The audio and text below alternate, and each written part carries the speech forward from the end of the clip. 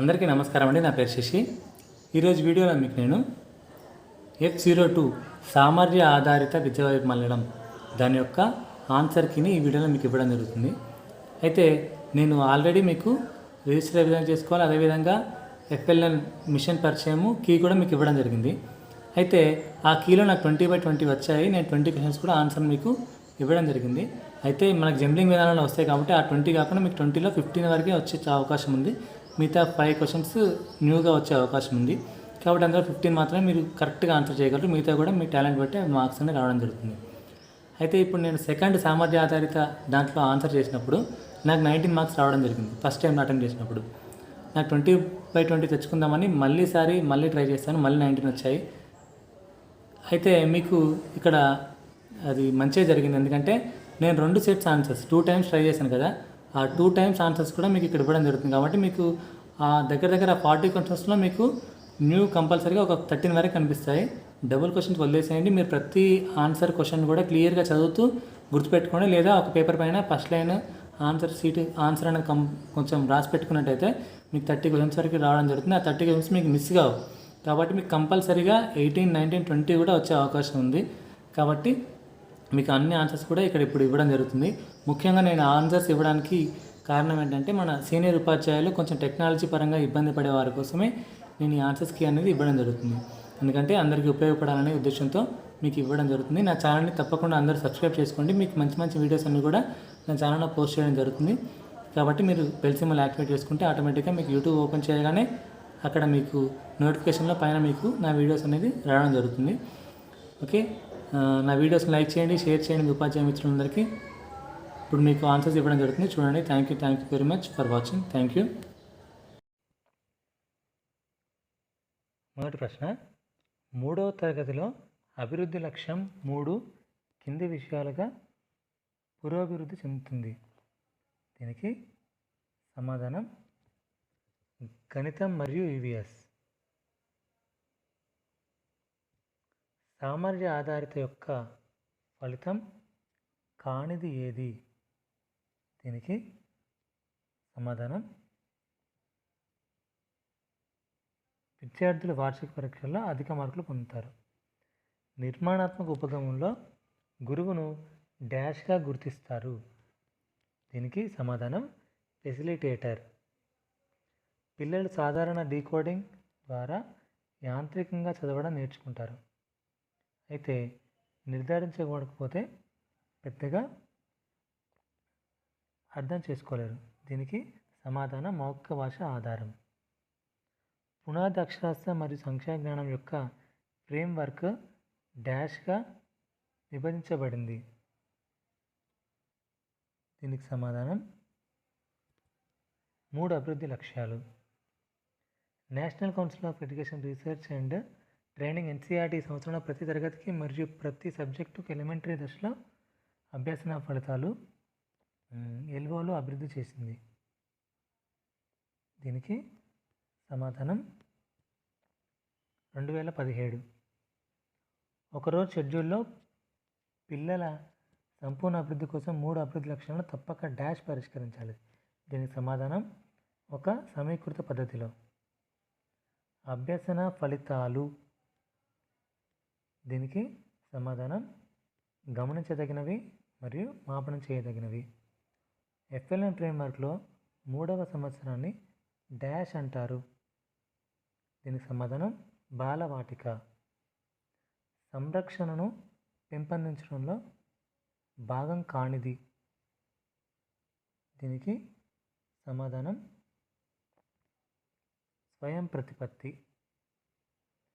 ప్రారంభ బాల్య దశ అనేది అభివృద్ధి చేయడంలో సామాజిక మరియు భావోద్వేగ నైపుణ్యాలను నేర్చుకోవడానికి కాలం.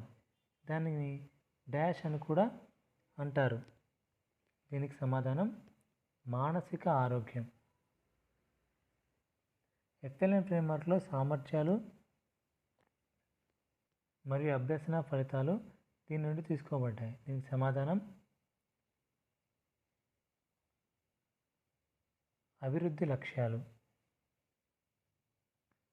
దీని కొరకు రన్నింగ్, జంపింగ్, బ్యాలెన్సింగ్, సైక్లింగ్ మొదలగు అవసరమయ్యే కృత్యాలు చేయాలి. దీనికి సమాధానం పెద్ద కండరాల అభివృద్ధి. FLN ఫ్రేమ్వర్క్లో అభ్యసన ఫలితాలు డాష్ ఏర్పాటు చేయబడ్డాయి. దీనికి సమాధానం సర్పిల పద్ధతిలో. సామర్థ్య ఆధారిత విద్యా నమూనాలో మూల్యాంకనం జరుగుతుంది. దీనికి సమాధానం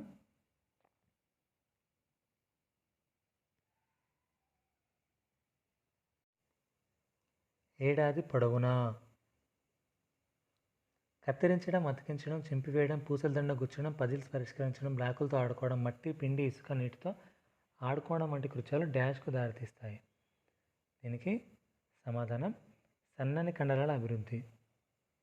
FLN మిషన్ పురోగతిని పర్యవేక్షించడానికి వీరికి లక్ష్యాలు నిర్వచించబడ్డాయి. దీనికి సమాధానం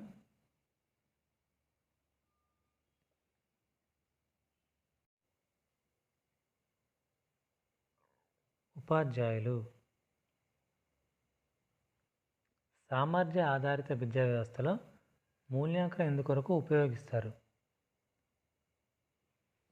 దీనికి సమాధానం విద్యార్థులు మరియు ఉపాధ్యాయులకు మార్గదర్శక సాధనంగా.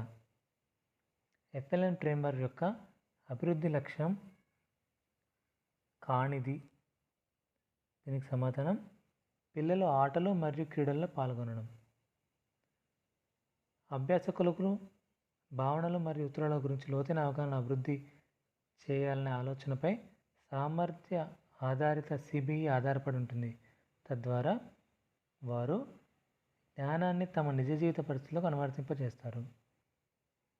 ఇప్పుడు 20 ప్రశ్నలకు 20 సమాధానాలు ఇవ్వడం జరిగింది.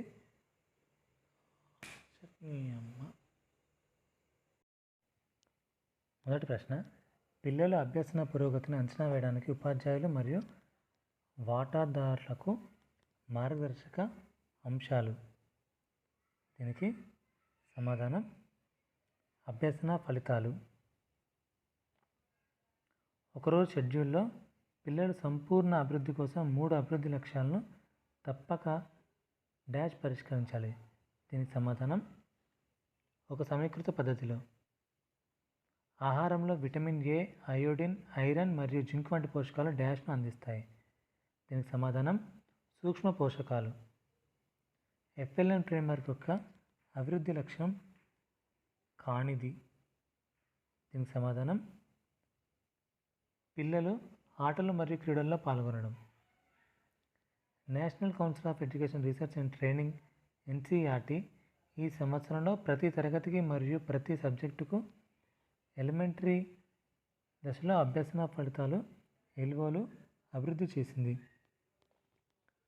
దీనికి సమాధానం 2017. ఆహారంలో ప్రోటీన్, క్రొవ్వు మరియు కార్బోహైడ్రేట్లు డాష్ను అందిస్తాయి. దీనికి సమాధానం సమతుల్య పోషణ. సామర్థ్య ఆధారిత విద్య యొక్క ఫలితం కానిది ఏది? దీనికి సమాధానం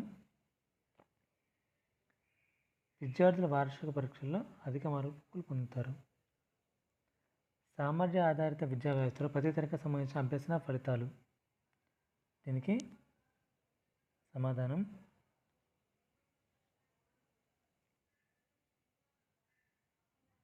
సునిర్వచనమైనవి మరియు స్థిరమైనవి. FLN ఫ్రేమ్వర్క్లో 3వ సంవత్సరాన్ని డాష్ అంటారు. దీనికి సమాధానం బాలవాటిక.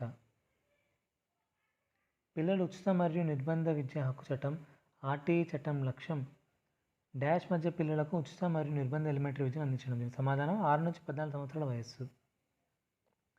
సామర్థ్య ఆధారిత విద్యా వ్యవస్థలో మూల్యాంకనం ఇందుకొరకు ఉపయోగిస్తారు. దీనికి సమాధానం విద్యార్థులు మరియు ఉపాధ్యాయులకు మార్గదర్శక సాధనంగా. ప్రతి సామర్థ్యానికి ఒక సంఖ్య కోడ్ దీనికి ఇవ్వబడింది. దీనికి సమాధానం సులువుగా గుర్తించడానికి మరియు రిఫరెన్సింగ్ కొరకు.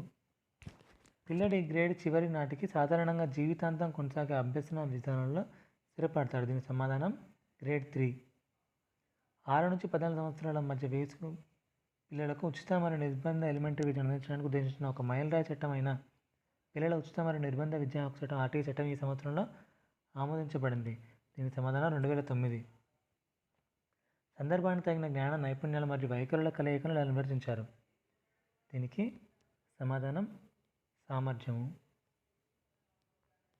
కత్తిరించడం, అతికించడం, చింపివేయడం, పూసల దండ గుచ్చడం, పజిల్స్ పరీక్షించడం, బ్లాకులతో ఆడుకోవడం, మట్టి పిండి ఇసుక నీటితో ఆడుకోవడం వంటి కృత్యాలు డాష్కు దారితీస్తాయి. దీనికి సమాధానం సన్నని కండరాల అభివృద్ధి. స్పందనరహిత బోధన దీనిపై దృష్టి సారిస్తుంది. దీనికి సమాధానం పిల్లల అభ్యాసాన్ని నిర్వహించుకోకుండా సిలబస్ను పూర్తి చేయడం. అభ్యసన ఫలితాలు గమనించదగినవి మరియు మాపన చేయదగినవి. విద్యా హక్కు చట్టం 2009 యొక్క రూల్ 23(2) యొక్క సవరణ దీనిని హైలైట్ చేస్తుంది. దీనికి సమాధానం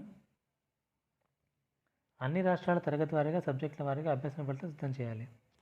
FLN ఫ్రేమ్వర్క్లో సామర్థ్యాలు మరియు అభ్యసన ఫలితాలు దీనికి నుండి తీసుకోబడ్డాయి. దీనికి సమాధానం అభివృద్ధి లక్ష్యాలు. ఇప్పుడు 20/20 ఆన్సర్ చేయడం జరిగింది. దీన్ని సబ్మిట్ చేస్తున్నాను.